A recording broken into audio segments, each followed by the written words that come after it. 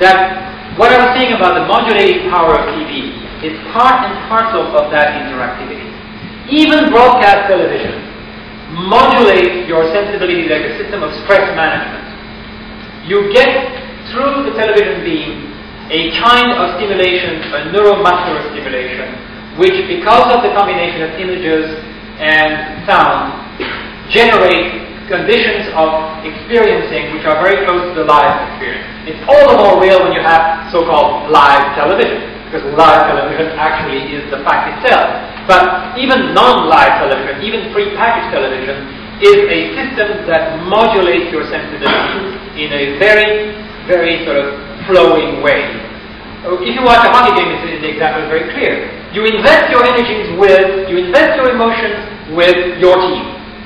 The team of, I don't know which is your team, but you invest with our side. Let's say that when we're watching the Russian versus the Canadians, well, we were investing with the Canadians while we were also pleased. Why did we get such pleasure out of it? Because even though we wouldn't play hockey to save our lives, some of us would, I would, we still feel that these people are carrying for us their vectors. They are vectors of our emotions. But where do those emotions occur? Not here. We don't have time for that.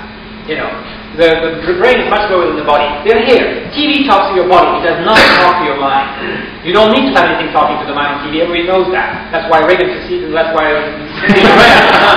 it's quite clear. There's no content. There's no need for content on TV. What there is a need for is action, and a form of action that deals with your neuromuscular response. So you already have an action coming from broadcast TV. What you need now is an interaction coming from the combination of your response. You have to talk back to Lenny said. And you have to do it so that you can take control, because otherwise you are the one being controlled. But the fact that there is that relationship, which is that where you are manipulated by the flicker of light, that is working directly your nervous system and your muscular system, that fact has to be addressed by art. Because it is aesthetic. That's exactly what aesthetics is about. We drive that like mad with our theory of art, all the way to Tom Wolfe's The Painting of the Word. There was nothing left. You had to have a painting right there and a regular word to explain it. That means that the painting was nothing but another book. We have lost the sense of aesthetics in art. What is aesthetics? It's the senses.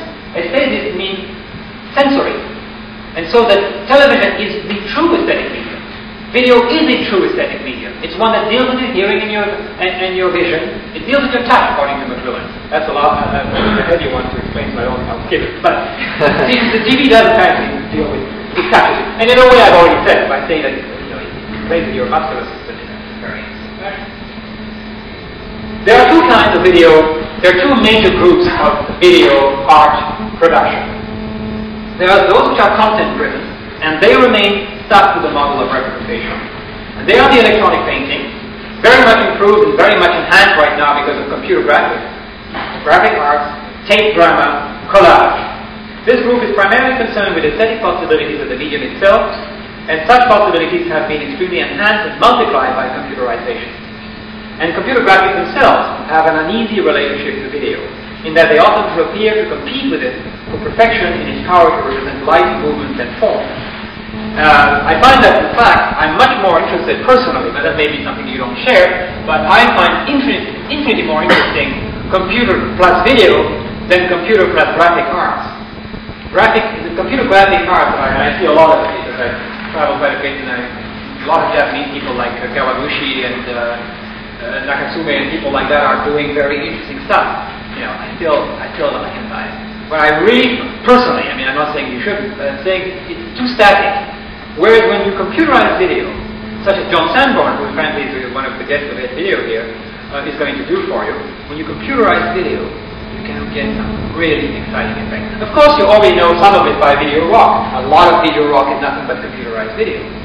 But still, when you see an artist at work doing it with a proper table and a proper equipment to do it, it is really a very exciting video. Some of you have probably tried it already in various circumstances.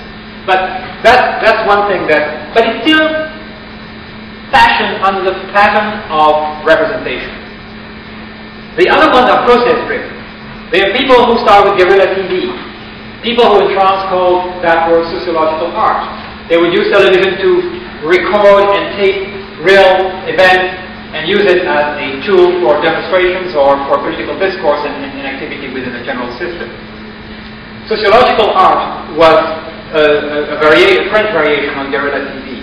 Community TV was a non-aggressive modality of this kind of using the camera as a communication medium, a direct communication medium, rather than as a packaging system. Then you have fascinating installation art, which I'm sure a lot of you are already doing. In fact, I saw a couple of tapes of Ed Video. I saw one tape of several shows of Ed Video in which I saw the possibility for kind of installation art. I'm fascinated by installation art, particularly one that involves the video, because from Nam June Pai all the way to Bill Viola and to people all over the world who are doing, Antonio Montadas, who recently presented a very interesting installation at the Powerhouse in Toronto. All these people are really trying to go towards that interactivity by installation. I have a couple of examples to give you. One that I like enormously. One is by Nathan Karchmar, an ex-Canadian, now Parisian, who does very interesting stuff, and you might want to try this for yourself. What he does, he puts an ad in the papers of a small community or an area, and he asks people who have a video camera to go outside on a certain day, turn on the radio, bring a radio with them, a portable radio, turn on the radio on a certain frequency for the news, and tape as wherever they are, whatever they want to tape, for the 8 minutes of the the news broadcast. Okay?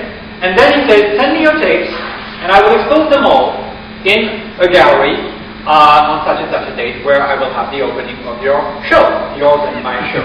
People do. He always gets minimum 6 tapes. Sometimes he's got as many as 25 tapes. And what he does, instead of playing them all to the people, which would be only moderately interesting, he plays them all at once. So he's got a video wall showing 25 different views of the same city. Sometimes he says it's very funny because on 2 occasions he had people shooting each other. Hey, just let them in. And what he does, of course, that's the trick, that's the clincher. He's got the radio going at the same time. So the radio is the synchronizer for those 25 tapes. Or you become like a fly. You have this multiple eye of a single area. Of course, it has to be circumscribed, or else it's not interesting. It can't be just anywhere. Or it might be if you did it, between, I don't know, Canada, France, Germany, Italy, and, he might try to do that. It's difficult to organize. You have these 25 monitors showing 25 different views, and you are hearing the news, and the news, of course, may or may not be relevant.